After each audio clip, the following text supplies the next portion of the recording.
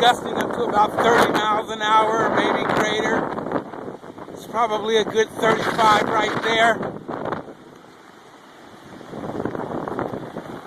I've lost power twice tonight. Look at that.